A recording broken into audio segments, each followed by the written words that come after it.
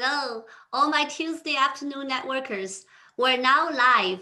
It has been 2 weeks since I have seen you all. Welcome back to our Investors Medley series. Can you believe we are 5% down with 2021? Time passes so quickly. Most of you know me, but for those who don't, my name is Coco Tan. I'm a realtor with Keller Williams Realty in the San Francisco Bay Area. This is our second session of the series and the second session of the new year. Just to recap, our first session had James Callejas explaining how you can take advantage of 1031 exchanges to build wealth using investment properties. If you missed it or just want to watch it again, it is on my YouTube. Just scan this code to go to my channel, and I really appreciate having another subscriber. And to get all the updates on new listings and upcoming seminars, connect with me on WeChat by scanning this code here. Now that we are all caught up, I want to introduce our topic for this week, business structures and their implications. We will be discussing how to set up different entities, including S Corps, C Corps, LLCs, and more. The biggest reason people incorporate is to limit their liability. It allows them to protect their personal assets. There are also tax advantages for incorporating. This is a great topic for future business owners because you will be able to select the right type of corporation for your needs. It is also good for people who are buying an investment property and want to know about holding title as an entity. With that said, it's time to introduce our expert guests. This week, we have two guests, one to explain the legal implication and one to explain the tax implications. You may already know Bin Zhai. He's a CPA who has worked in some of the biggest public accounting firms in California. His specialties include tax planning and preparation and wealth management, which he has used to help grow small companies for the last 25 years. Since he's always one of our most popular speakers, we're excited to have him back. Joining Bin will be Mandy Lai from Maxstone Law. She's a seasoned corporate attorney with over a decade of experience in mergers and acquisitions, joint ventures, venture financing, and capital market transactions. She also advises numerous China-based conglomerates, investment groups, and venture capital funds in connection with their U.S. investment initiatives. Mandy will add a corporate and legal dimension to our discussion today. I know many of you are very savvy investors, but like to starting from the basics. Mandy, can you explain what an entity is and what are the reasons people create one entity like this? Hello, Mandy. Hi, sure, Coco. Happy to be here. First of all, good evening and good morning, everyone. And it's my pleasure to be here today and to share with you today's discussion. And okay, let me show my screen first so that I can walk you through the my presentation. Yeah. Okay, great. So a very brief introduction of our firm. We are a corporate-based focused law firm, and we do lots of the mergers and acquisitions, and also venture financings and fund formations. I think we can start from this one. So a very frequent question that I encounter in our practices, people always ask me, so when should I set up an entity? Because as you know that you can do your own business without setting up an entity, theoretically speaking. But what's the best time to consider or set up the entity? There are several considerations. First of all, the tax is a big consideration, and I believe Bin will elaborate this topic later. And the other major consideration is the liability. So the direct answer is when you need to use the entity or use the new business to deal with the third parties.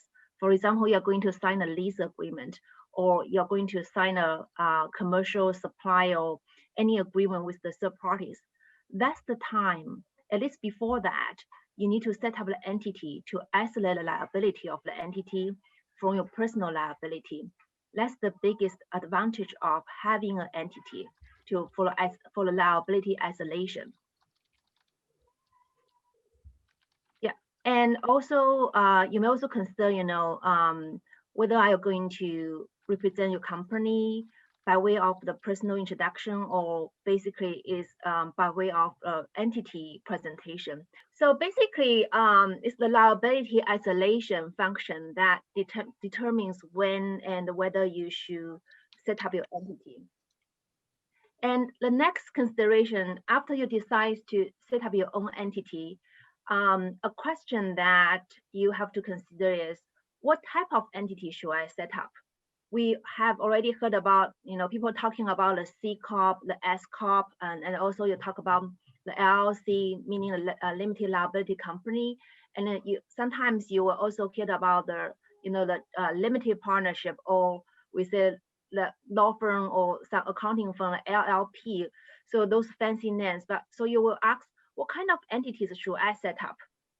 The major considerations are very similar to the starting point. So first of all, you have to consider the tax implications, because the different entities have different tax considerations. So which Bin will also elaborate later.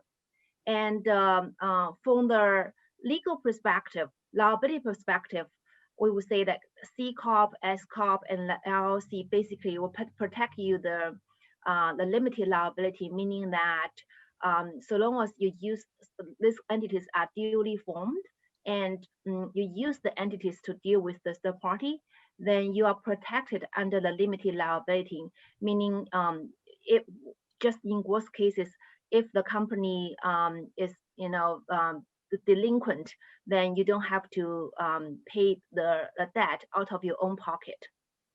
So that's the legal liability consideration. But for a general partnership, that's a different story. But I think probably we don't have to elaborate here, because for most business entities, the entrepreneurs here, the most common entity selection will be between the C Corp, S Corp, and LLC. And also from a legal perspective, the different entities will have different legal requirement for the entity to be operated. For example, for the corporation, it will have to be operated under a board of directors. But for LLC, it's much simpler. Basically, you can be managed, the manager managed or member managed.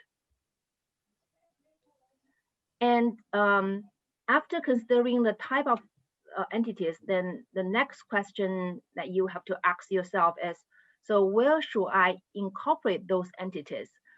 Should I incorporate in California, or should I incorporate in Delaware, which is a very familiar jurisdiction that you will very often hear about, maybe from friends' recommendation, or definitely from lawyers.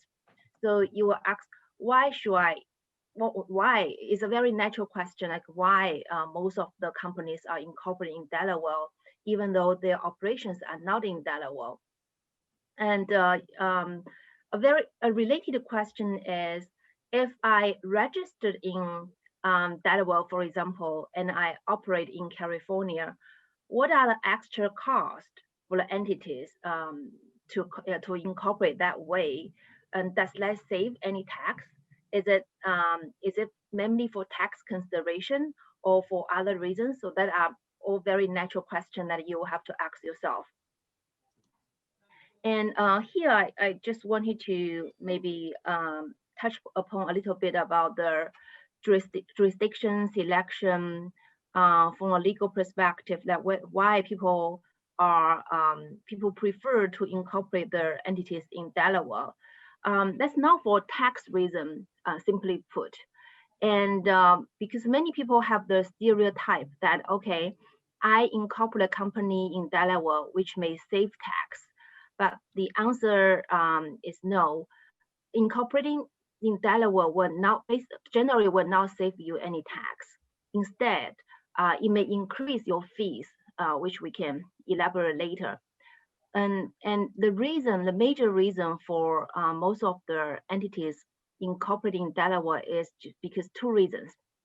First of all, so because most of the U.S. companies are incorporated in Delaware, and as you know that the U.S. legal system are case law basis, so that Delaware corporate law has lots of the precedents and case laws.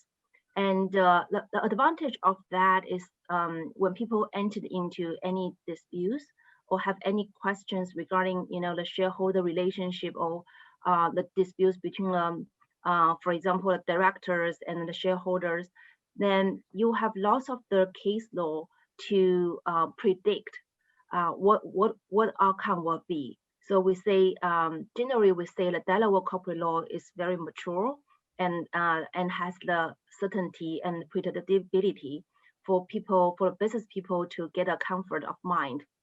That's the one reason. The other is Delaware corporate law generally are very flexible in terms of the corporate governance, meaning that it generally will allow the freedom of the parties of a contract to dictate the terms of the contract without too much, the regulations on the mandatory provisions that the parties will have to include, or without lots of the provisions that the company, like the parties of a contract cannot circumvent with the contractual arrangement. In that, so as you see that with that flexibility, especially lots of the, in the venture financing context, the investors will require that the target company in which it intends to make the investment to incorporate in Delaware, so that they can make use of the advantages of the, the relatively more flexible corporate governance to enforce the contract that they negotiate. That's the major reason. So still summary, I think the major takeaway is incorporating in Delaware doesn't save you any tax. It's mainly for corporate considerations. Next, we can quickly go through the shareholder, the corporate governance structure for corporation, as I briefly touch upon, is the three layers: is shareholders, board of directors, and officers. So for corporations, the corporation by default is managed by the board. So if you have a corporation, then you cannot say, okay, I'm the CEO, and then I make it, or we say it's like a legal representative, which isn't the concept under the U.S. law. So you should, for every major decisions of the company, that has to be run by the board of directors, meaning the board has to either vote for that matter or give you a written resolution. That's the proper way to do that. And whether you do that properly, it depends on whether you can avail yourself of the, the limited liability protection. That's very important. And since we talk about liabilities and everyone are very concerned about liabilities, we can use one slide to talk about the liabilities in general here. So basically for the shareholders, since we have the limited liability protection, so the shareholders have the, we say it's limited liability unless in very limited circumstances, the corporate veil has been pierced, meaning that if you, for example, even if you incorporate a company, but still you commingle your personal asset, your bank account with the company's bank account, and also you don't have the formalities I just mentioned, like the board resolutions, the officers, the three layers, then even if you have the corporate, then you still take the risk of not protecting by the limited liability. That's the shareholders. For the directors and officers, I think people need to pay attention to that. So director, being a director or an officer of a U.S. company will have potential risk, because under the U.S. law, the director and officer have fiduciary duty. I think that's the term you'll always hear about. The director and officers have fiduciary duties to the company, onto the company, not onto a specific shareholder. For the fiduciary duty, meaning that you have a duty of care which basically meaning that you know, you have to make an informed decision. You have to work hard at a, you know, very minimum reasonable standard. And but secondary, which is more important, is you have a duty of loyalty, meaning that you cannot have any like conflict of interest transaction, so that to damage the interest of the company and the shareholders, and you have to act in good faith.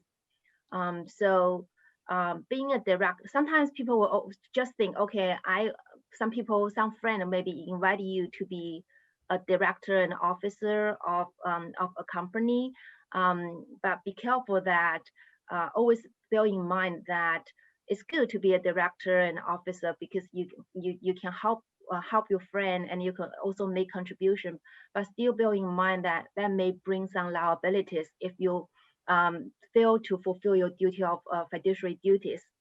That's important. And third, I want to mention, because the directors and the officers have fiduciary duties, and accordingly, there may be, you know, some litigations risk regarding the failure to fulfill the fiduciary duty. So people will have certain mechanism for people to protect from the liabilities. The most common one is for D&O insurance. So more and more companies, especially the companies at a later stage, will buy the D&O insurance. Basically, the insurance will pay the amount that the director and officers have to pay in their capacity as a director, basically acting for the company, but subject to certain carve-outs, especially those carve-outs are surrounding the situations in which there is a conflict of interest. So that's the D&O insurance. The takeaway is, if you are director and officer of the company, you may discuss with the company, the board of directors, to see whether a D&O insurance should be in place to protect your liability. So lastly, I think I'm going to very briefly talk about the major procedures and documentations. It should be straightforward. So for the C corporation and S corporation, namely, you have a certificate of incorporation or articles of incorporation depending on the jurisdiction, and then you have EIN and have bylaws and internal documents. The internal documents, I mean, is a very important documents, meaning those documents that will determine or evidence who are the shareholders of the company, whether the directors are duly elected. Those documents, sometimes I need to mention this because in our practice, some people will feel that, okay, once I file the articles of incorporation, which is the one pager to be filed with the secretary, then I'm done, the company is formed, so I have the company. But that's not true, because that's only only evidence that a company has been formed, but no one knows, and you cannot evidence that who is the shareholder of the company. So when the company is in dispute, when someone is going to dispute your shareholding, then you don't have any document to evidence your shareholding. So that's why you will have to have a set of internal documents, including, you know, the board resolutions for the issuance, the share purchase agreement, and the share certificate, a bunch of accompanying documents to evidence your shareholding. And also still, other than the, you know, the articles of the incorporation, also the internal documents, you have to pay attention to the regulatory filings, namely, I think the B13 BE filings, meaning if a foreign shareholder owns more than 10% voting power, then you have to make a filing under with the Department of Commerce. That filing, some people always miss, and there may be consequences to do that. And also, I want to just briefly mention that there is a recent legislation. Maybe you have heard about it. It is called the Corporate Transparency Act. So very soon, within this year, there will be a detailed implementation rules under which some companies, most of the small business companies registered in the US or foreign companies registered in the US will have to report their beneficiary shareholding upon formation and annually. So that, for now, you don't have to report your shareholding structure. As I said, the shareholding structure are purely internal document. But within this year, after the publication of that rule, the small business will have to report the shareholding upon formation and annually thereafter. So that's a new legislation that people will have to watch for. That's the corporation. And last thing, LLC. LLC is a very simple company in terms of formalities as compared to corporation. So basically, LLC is governed by LLC operating agreement.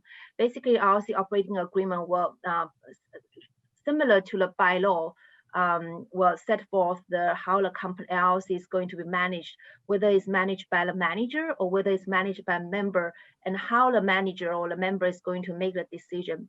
So for LLC, in addition to the certificate of incorporation, which is also the one-pager you file with the Secretary of the State, you have to prepare the LLC operating agreement, which document I know that some people would just forget about it, but that's a very important document. Yeah, I think that's basically what I'm going to briefly, discuss with you today. Yeah, I'll give it back to Coco because I know like Bing will have very good discussion about the tax, which people are mostly focused on. Thank you, Mandy. So towards the end, Mandy, you mentioned about the liabilities in general. Mr. Bin Zhai, since limiting your liability is the biggest reason people choose to incorporate, can you explain more about liabilities and asset protection? What are you protecting your personal assets from? So Bin, take it over, yeah. Okay. Hi, Coco. Hi, everyone. Welcome back. Can you see my screen, Coco? Not yet. Not yet? Okay. Let me show. We have to learn how to share the screen then. Hold a second. On the bottom, share screen, yeah. Yeah, let me get over there. How about now? Can you see the screen? You can see it? Okay, cool. All right. Sure. So, hi, my name is Bin Zhai. I'm very privileged to get invited to Coco's event again. And this topic is always on my client's mind. And I also very appreciate I have Mandy can join us. She is very busy and I'm so happy she can talk about all the legal issues. I'm answered a lot of questions for my client too, So I'm gonna switch the topic to the tax impact on the business entity formation. So to follow Mandy's topic, I just basically want to show the assets protection needs among our client. A lot of my clients start with an individual to filing the tax return, and through their careers, they want to have their own business. They don't want to work for the big corporation or small corporation. They want to have their own business. So, and they talk to us, how can I do that? We always refer them to understand the concept of incorporation. Normally, I just use a very lame term to tell my client, when you have three needs in your business, you probably need to talk to the attorney or a CPA to think about serious consider if you need business to protect you. The three needs is if you have an employer, if you have an employee, the employer always is always liable for the employee's wrong acts. And if you have a partner to join with you to venture in the business, and if you are if you are a general partner, like you are not incorporated, and whoever have a deepest pocket gonna liable for everything left. So you gonna liable by your home assets, your car, your bank deposit. None of a businessman want to see it because the business venture is already risky enough, So and also if you have anything related, so if you have a vendor or supplier, you're probably going to create the product liability or the environmental liability, things like that. So when you have anything deal with the employee, supplier, or vendor in your business, you need to think about it to incorporate your business. So the primary reason is not really for save tax. As Mandy already mentioned, the corporate law can protect your limited liability. In California, that is doing through the California state, particularly the Secretary of State, and the attorney or legal counsel can help you to form the corporation. And its goal is to protect anything you own outside your business. They don't backfire to your assets you're working so hard to accumulate. Okay, so incorporate to also provide other protection like continuity in the event of death. Yeah, if the owner that the corporation can still conduct the business inside the corporation, they don't have to die with the sole proprietorship or general partner. And also they have a centralized management to conduct the operation. And the other various form of investment, they have a benefit. People already see the capitalism is a growth through the common stock, and on the stock market, they can value your assets value, your investment value. And there's a variety of other preferred stock and to have the return. And if you invest through the debt, it's also debt financing is also provide a lot of funding for your business. Okay, so let's switch to the other part. I always got to ask the question from my client. So within so many corporations, basically I try to see on the tax wise, I try to analyze the table over here to explain what's the main pros and cons for the corporation and the LLC. Okay, so this is another. So basically, at the bottom, all three C corporation, S corporation, and the LLC, they all provide the limited liability. And Bino cannot see your table. you cannot see. Yeah, Okay. yeah. Here we go. All right. I have other part. Okay, so the table is over here, and the limited liability is really for the purpose is incorporate. What is a C corporation? What is a S corporation? This is really determined by the RS code. On the RS subchapter, C is for the C corporation. They have another subchapter is for the S for the S corporation. And the S corporation was created because a lot of small business owner is really bothered with a double taxation. When you have a corporation, that the corporate is a tax entity. So their disadvantage is on the tax side. You first need to pay the tax on the revenue earned by the business. So they tax at the first run. When you issue the dividend, they will tax on the second run. So the same $100 they can tax as a pure revenue. You need to pay $21 for the corporate tax. Then if you decided to issue the dividend for the remaining $79, you're gonna pay the tax on the dividend again, although on the different rate, but you pay tax twice.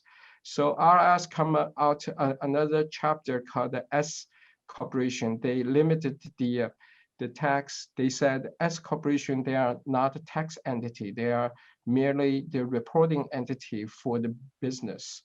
You just need to show how much you make on the S corporation, but all the income will pass through the K1 form to everyone. You only pay tax once at the individual level. So that's why a lot of a small business, particularly is a closed held business, they are either S corporation or LLC. LLC has the same um, um, characters like S corporation, because the LLC itself doesn't pay too much tax, but or pay the income tax through its owner. But I have to remind you, in California, LLC do charge different tax. They have one thing called the LLC fee. When your revenue income, when your gross revenue over $250,000, you're gonna pay the LLC fee. That's another layer fee you have to pay to the California state. So unless you are really know, so we normally don't suggest the trading business to use LLC unless you really think you want to use LLC.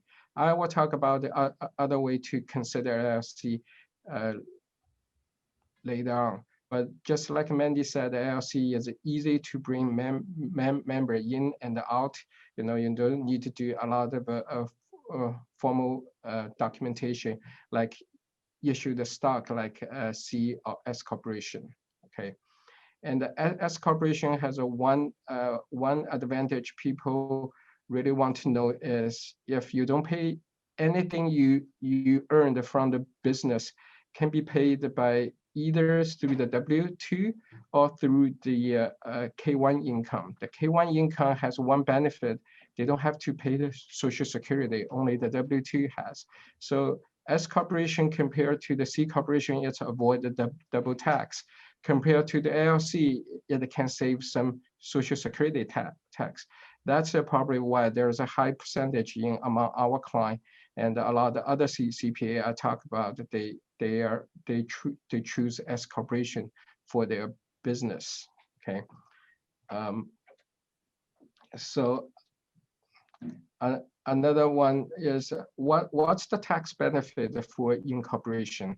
One thing is if your individual have a very high tax rate, and it is very common in the Bay Area here, normal engineer, double income, your tax rate could be way over 30%.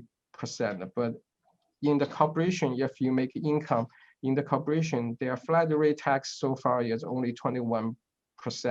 So corporate tend to be pay lower tax sometimes than your individual.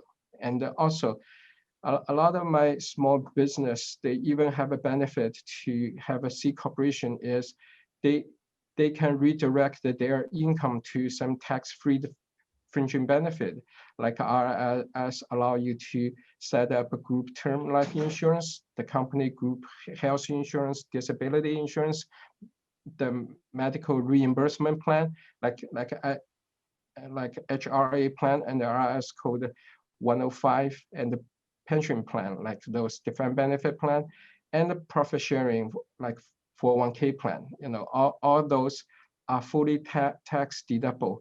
And a lot of share, like profit sharing plan and the pension plan, you don't need to pay the Social Security, and they are being tax exempt from the corporate. So you can save tax really quick. And also the C corporation also adopt the fiscal year. That means you don't have to close your year in the December year end. Your CPA gets very busy if all the company was do their year end tax filing, accounting closing, and the December. Some business can close in any months other than December. So you can spread out your workload, you know, you don't have to issue all the benefit at the year end. You can have them all year long to give the benefit to your employee. And the S corporation pass through income, as I said, if the owner can pay themselves already enough, or their employee already enough, anything left in the company only pay the income tax. They don't have to pay the Social Security anymore. So that part can save a little bit of tax too through the incorporation. And We're also going to talk about the main difference between the double tax and the pass-through. As I mentioned before, a lot of a business, when they incorporate, they are automatically a C corporation.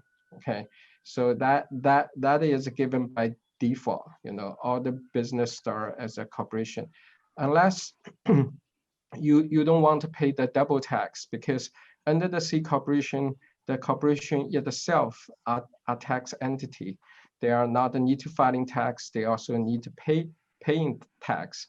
So small business, when you start small, or you don't want to, you never want to have a goal to go IPO kind of stuff, you don't have to stay in the C corporation. And along the way, you can save the tax through the C corporation. And as a, I don't know if you know, I guess all the company, they listed on the stock market, they are probably C corporation. They have a different class of a stock, or they have a preferred stock. But in the S corporation, as a RIS rule, you only have a one class of stock, only as a common stock. You can't have a preferred stock. Their goal is to grow their business organically, you know, not through the funding. So the S corporation LLC, they probably better off to choose S corporation or LLC. And also C and S corporation LLC, they only need to file the corporate tax return, but they pass through all their income to their shareholder, so they don't have a tax liability per se, you know. So and the next topic I want to talk about the corporate formality and the tax avoidance. You know, so Mandy already talked about how to keep the corporate veil. You don't want your corporate veil to be pierced. In the end, you don't have a corporate liability protection. So we always tell our client, you can't just incorporate that, but still run your business. You're like a sole proprietor business to commingle your fund, have no accounting, no record keeping. By the corporate law, you should supposed to have a financial statement every month.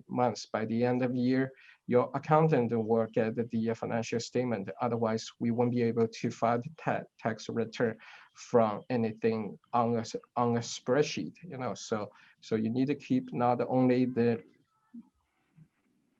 legal wise, you need to keep the company formality. You also need to observe the financially. You know, so besides the holding the annual meeting, maintaining minutes, you also need to keep a formal accounting book and update the accounting information with the Secretary of State. That's all required by the law. And but there are still some techniques to avoid paying tax legally, like to pay the maximum reasonable compensation to the C corporation. So if you want to go IPO, but you don't want to limit yourself to only one class of a stock, you can always, to avoid the double taxation through the well-paid compensation structure. You know, so anything you pay out through the W-2, they are deduct in the corporation side. So you can end up with a very little profit to be taxed by the corporation. And you also can structure some fringing benefit to executive to get those benefits to be excluded. So we normally help a client to design a tax-free fringing benefit. You know, the or qualified plan. When accountant talk about the qualified plan, that means the business itself can claim the deduction, and the individual who get the benefit, they don't have to pay the tax for the benefit that they receive from the corporation. Those are allowed. There's a still certain way, you can do those through the C corporation, and have a and also, if you have a different type of a business, you running the business, or you also want to do other business like buying the real estate, you probably can buy the real estate in the LLC and then lend the real estate to the corporation. So you can pay the rent to your LLC and to get the tax deduction on your rental, So those a lot of things can be structured through the tax analysis. And the last, I have a table over here. I don't want to go through everything over here in the detail, but I just want to help you. If you have a corporation, you need to pay 4 kinds different tax and the 2 kinds different fee. So I have a column over here, have a 1, 2, 3, 4, 5, 6. The first 4 are the different type of tax you need to pay. And every time I pull out the table over here, my potential client will be scared, why they have so many tax for a corporation. So my only answer is, if the corporation, that's just how IRS designed. The corporation needs to pay the corporate income tax, the payroll tax, the sales slash the use tax. Basically, this is a transferring type tax. The corporation doesn't have to pay it. Whoever buying the stuff paying it, and the property tax. So this is a so-called 4 big tax for the corporation to take care. They pay into the different federal government, state government, the county government, and the city government, And the city government normally get their fee to the city business license fee. Like in San Jose, who has the highest city fee, what I see in the South Bay here, it's almost $235 or somewhere, and they also tax on how many employee would you have, another $35 for every 3 to 5 employee. And the last one is the annual reporting fee you need to send it to the Secretary of State. So basically, over here is the checklist we send to our client when we engage our client, to let them know there's a different types of tax you need to pay. You need to wear, it's some homework you need to do when you have a corporation. And every year there's a different fee. That's just a normal fee to do business, okay? So that's concluded all my slide content over here. And I just leave my WeChat group over here. We are in the tax season now. So if anyone want to contact us, have any question, you can have this code. This code will be effective to January 26. You can join our group to have a question answered over there to the tax questions. So, Coco, I return back to you. That's okay. Then maybe you can unshare for a moment. Yeah. Thank you so much, Bin and Mandy. Great information. Before we get into the Q&A, I want to announce that next week, attorney Michael Lee will return as the expert guest. You may remember his presentation in December about California Proposition 19. Tonight, Michael is teaching his law school students at Santa Clara University, but he was kind enough to film a preview of what he is going to be talking about. Let's play the clip. Good evening, Coco and friends. It's great to be with you, and great to be with you again. As you will notice from the So light that we have here, I am unable to join you live tonight. I'm normally with you live for a little introduction, but unfortunately tonight I'm actually teaching my class at Santa Clara Law, so I'm able to be with you through the powers of technology. But I'm very excited about next week when I can join you live and tell you about 3 things that we're going to introduce. We're going to be talking about issues for real property owners, business owners, and investors regarding concerns about unexpected losses through lawsuits, taxes, or other risks due to COVID and the coronavirus. So we're going to talk about a few things. We're going to talk about the threats and risks you could face as a business owner or real estate owner or investor. We're going to talk about those kinds of risks and how we can mitigate the risks either through insurance, business structures, or other protection. We're going to talk about the options to protect your assets, and this could be a little bit of asset protection planning with business structures or the California exemption system. The exemption system is, of course, for a primary residence, but there are some other things you can do to exempt property and protect it in case there is a risk. But you always have to do it before the problem happens. We'll see why next week. And then the last thing we'll talk about is legacy planning and basically just a brief introduction about estate planning and a little bit about co-ownership. That's another area where you can have a problem if you own things together. You may have your plan in order, but does the person you own 50% of the property with as tenants in common, do they have their stuff in order? Because I see many cases where my stuff's in order, but then all of a sudden I'm dealing with the wife or brother or sister of the person I used to really like, who I own the property with. They didn't have their stuff in order.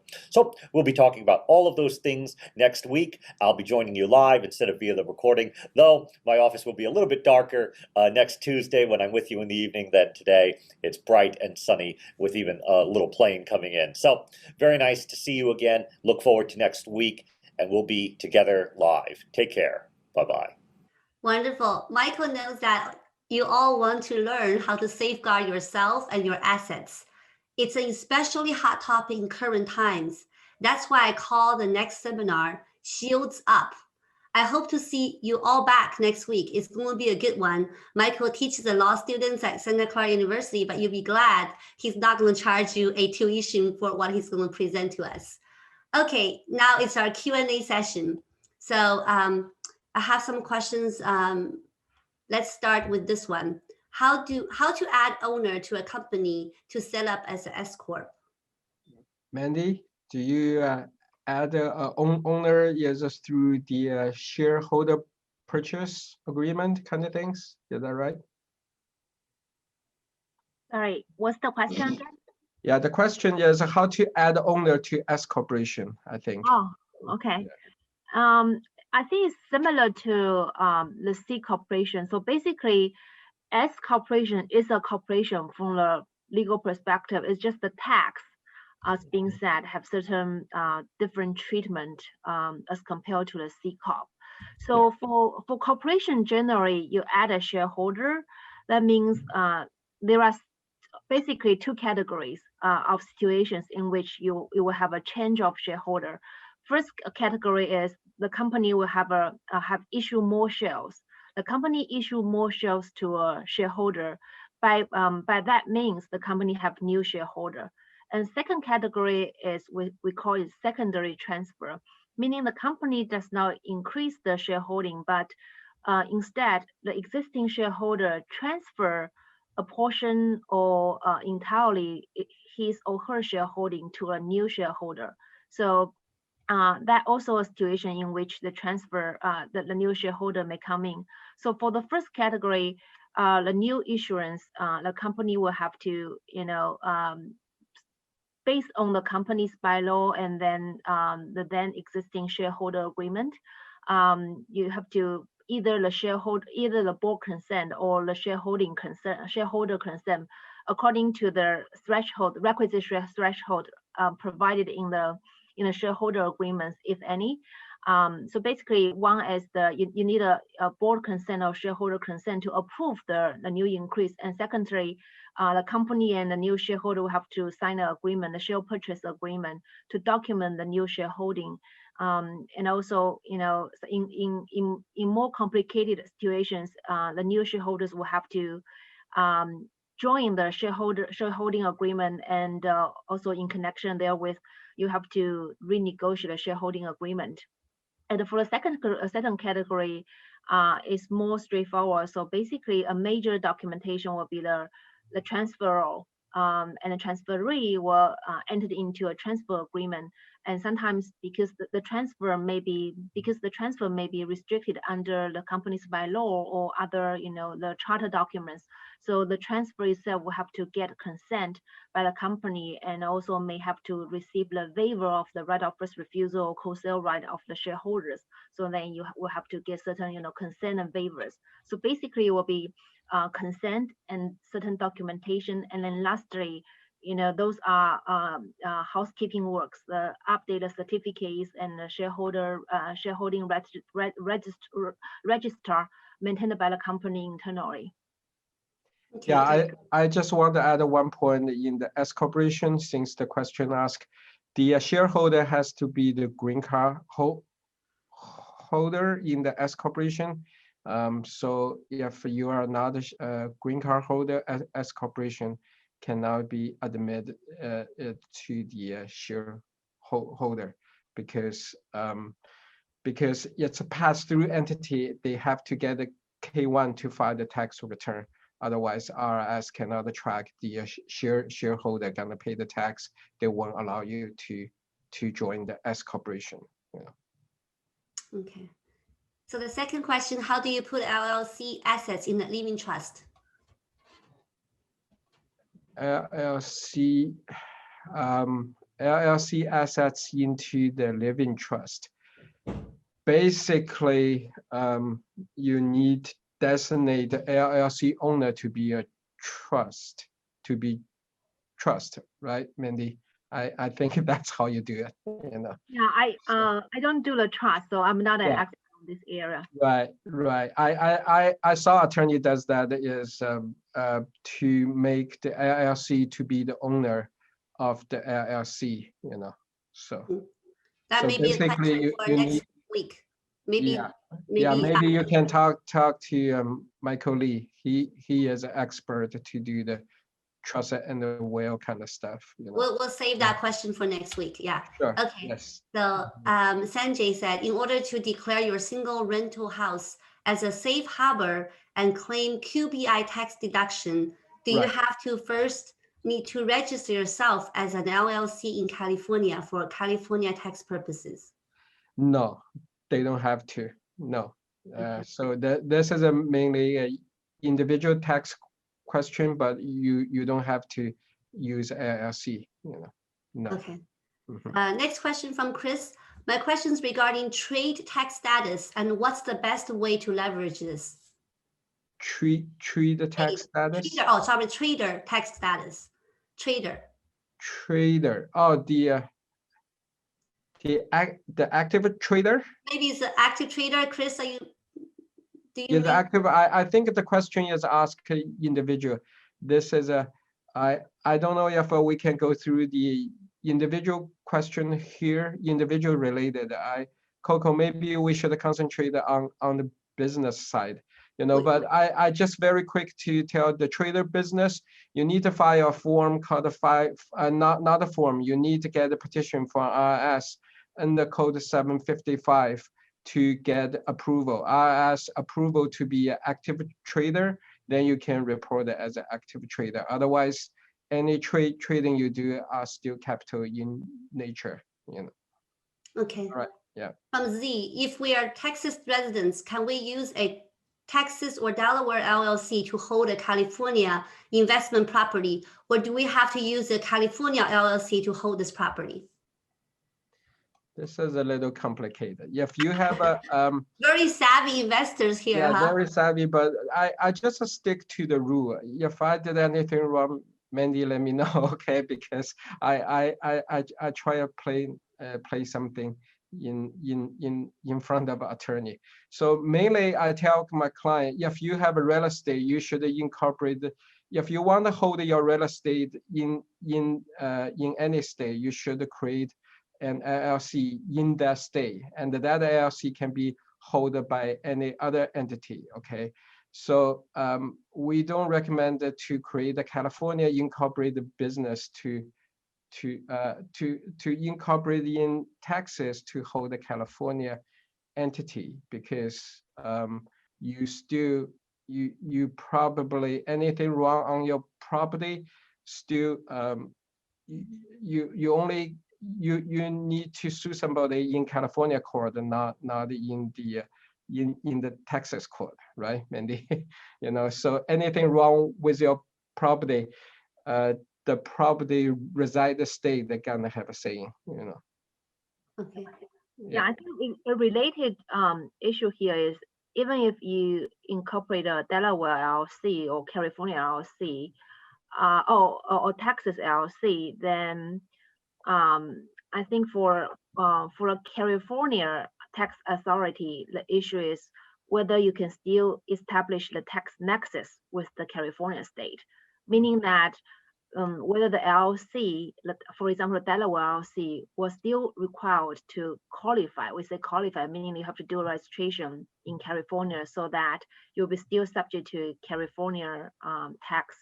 That's not a issue that you can. I think anyone can give you yes or no. It's a totally factual analysis depending on how are you going to manage your property.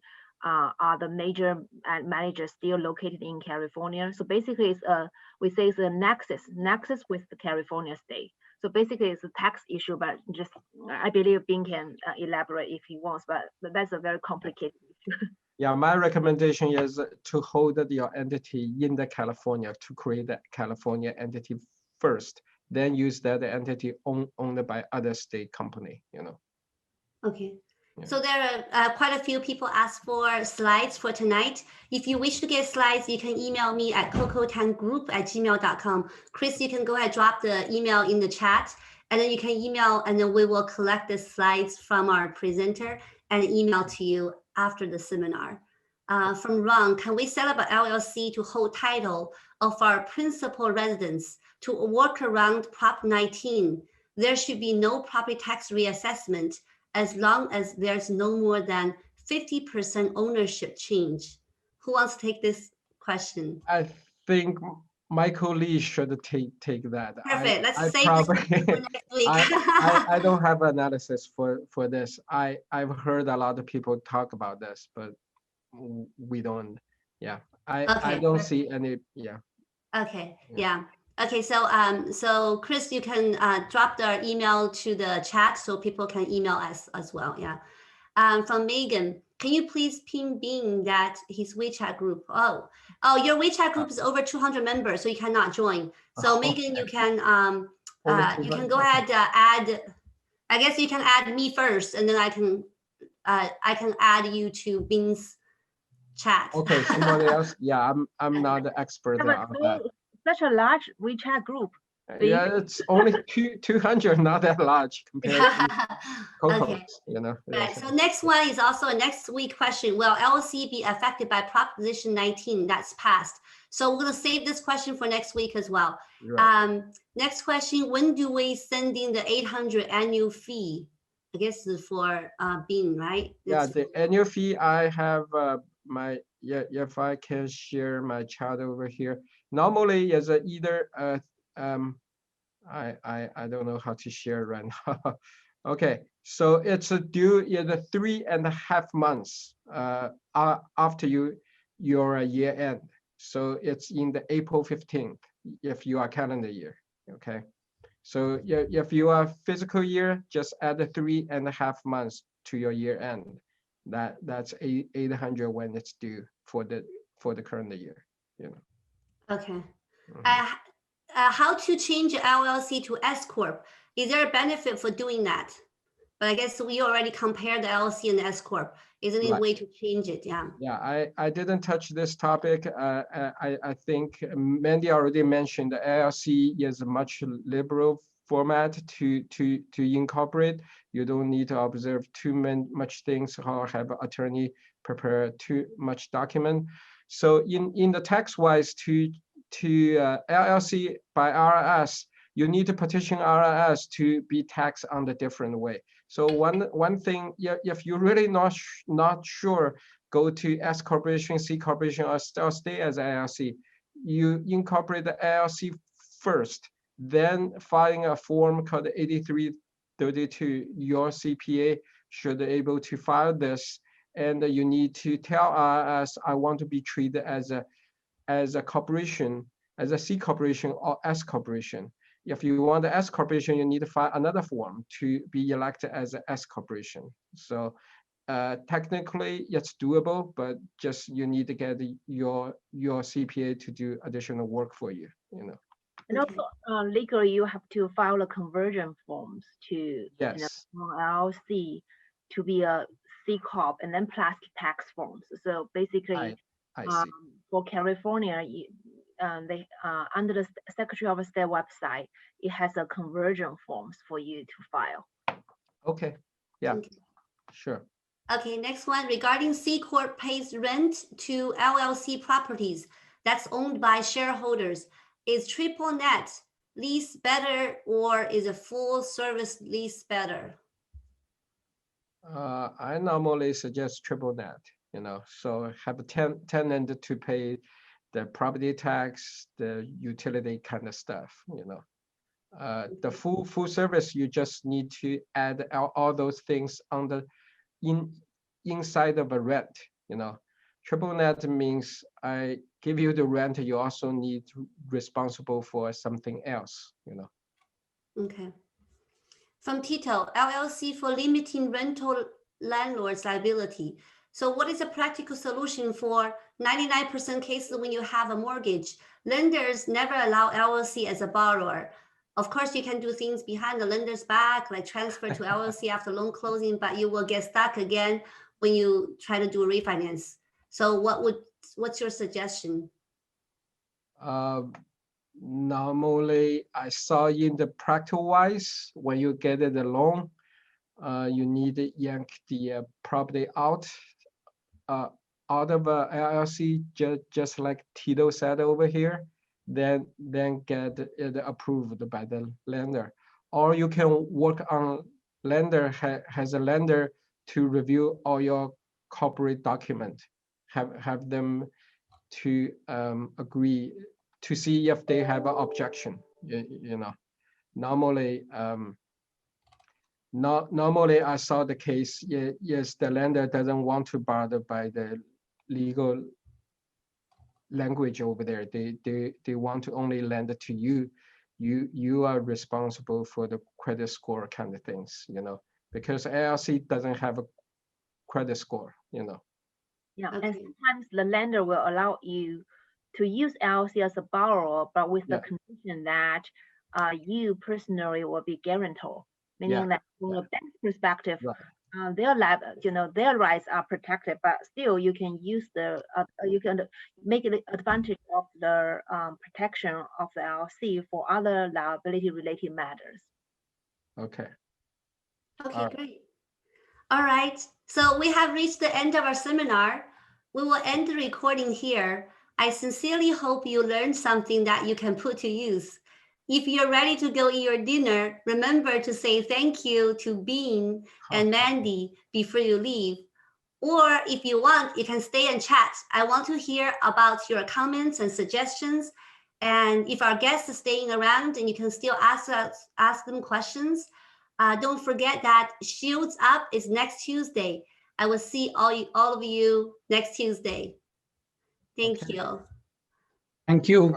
Yeah, I'm gonna stay around. So yeah, I probably can stay 5 to 10 minutes too.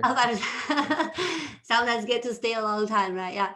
So so anybody who wants the slides, I got a bunch of people asking for that, and then just email us at coco10group@gmail.com, and we'll definitely email you tonight. Mandy, you can email me your slides too. Actually, I have your slides. I have. We already sent you our. That's right. That's right. I emailed to all of them. Yeah. Yeah. Can you give the WeChat ID again? So my WeChat ID is right here, so you can scan it. It's Coco10 Real Estate. You can scan right here, and I can add. If you can put a note you want to be added to Bin's WeChat group, I will add you in there. Mm-hmm. Yeah. Okay. So it was good. Thank you so much, Bing, and thank you very much, you, Coco. Mandy. Yeah, thank you for the invitation. Thank you, Mandy. Happy Yeah, to Thank be you. You're really good help. Yeah. Thank yeah, you. that was it's a very like heavy duty learning today. Yeah. Yeah. So I have when Lee asked for slides, if you can send me an email or you can leave me your email here and I can send you the slide. So a lot of people is asking for slides. So definitely slides is a good thing to have. Yeah. Sure. Okay. And then Bing, you still have your detailed comparison, right? Like Yeah, I have a handout. You guys call the handout stuff. handout. Yeah, No, I can email you that. No, just not just your presentation slide, but also last time you had a very detailed table with all Right. the comparison for the company. Right. That was very interesting. That's for, yeah, we can share with our audience over here, you know, those for our clients, but they're educational piece kind of stuff, you know. Okay, sounds good. Yeah. All right. So yeah, so for anybody who wants to get the slides or information that Bing and Mandy want to share here, I can email you after the seminar. Just leave me your email, or actually it's better if you email me at cocotangroup@gmail.com. That'd be great. Yeah, I have to drop Coco and Bing. Sure. Because I have another conference call All starting. right. So yeah, thank you for the invitation. Thank you very much. Yeah, thank you very much, Thank you, Mandy. Mandy. Thank you. Thank Bye. you. See you later. Yeah. Bye-bye.